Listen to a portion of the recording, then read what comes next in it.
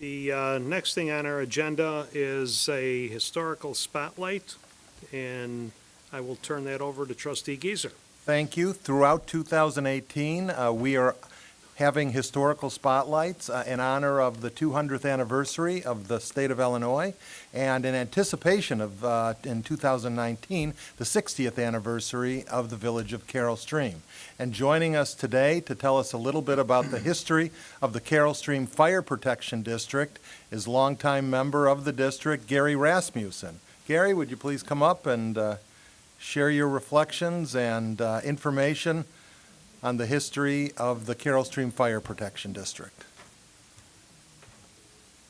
Good evening, Board, ladies and gentlemen.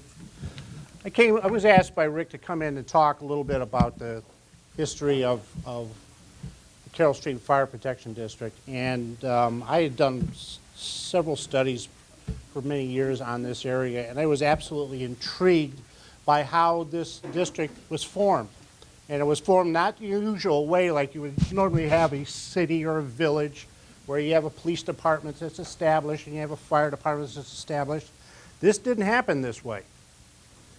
You can picture this area back in 1947. It was a rural farming area, and a great part of that area wasn't even covered by any fire district. The districts that were surrounding us was Winfield, Keeneyville, and Bloomingdale, but there was a huge spot that didn't have any protection at all. So in early part of 1947, there was a house fire. This house used to sit on Gary Avenue, just about where the village hall was sitting now, and it pretty much burned down because no one got there in time. So what happened in March of 1947 is that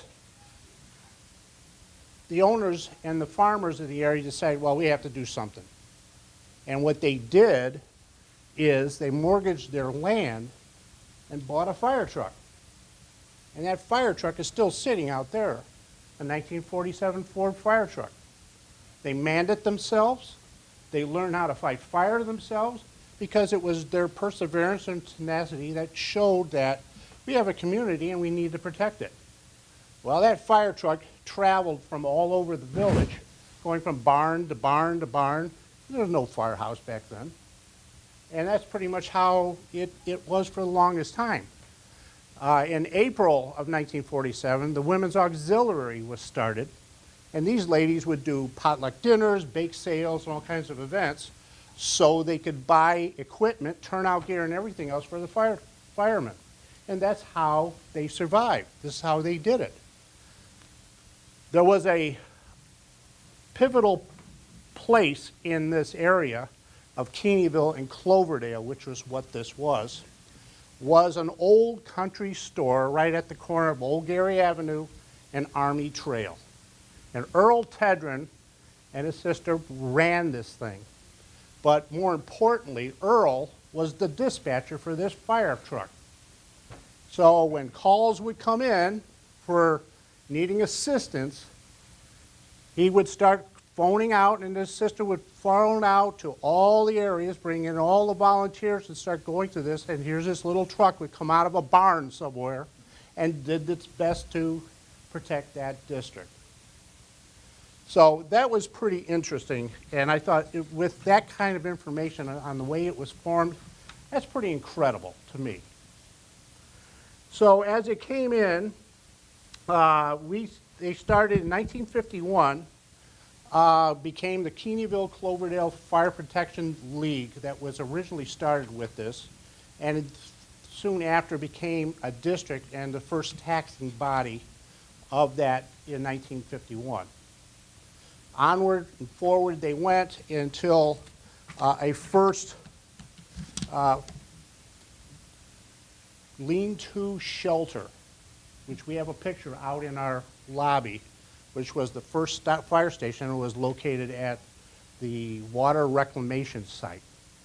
There it is now. And there's pictures of the original trucks that were in there and some of the people that were volunteers and ran this thing as well. So, but I just wanted to tell you that this was not the usual method of starting up a fire department. They just did it by the seat of their pants and for the love of their community. And that pretty much stands the reason why I'm so proud of this district is because of the thinking, the generosity, and the forward thinking of what we do here.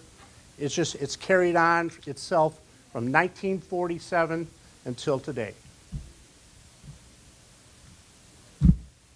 Thank you very much, Gary. Does anyone on the board have a question or comment about the Fire Protection District and the history? Well, I got to tell you that I think that I live in this town because of the Tedrons, believe it or not. We used to come out with the kids and pick pumpkins at the Dickey's Farm Market on Farm Harmon Market. Trail Road. And we used to stop there, and we always thought, and they were such nice people, and at that point, that was 41, 42 years ago. I mean, this is where we wanted to live, and this is where we stayed and raised our kids. But that was what we had in this town at the beginning. We had people like that that built this town and built the fire district. Very fortunate. And it's nice talking with some of the original farmers, that from like the Smitmans, the Paulings, the Camises, the Coons, just were some of the original farmers from the area. And they're still in the area. Thanks for coming in. Thank you. Great stories. Thank you.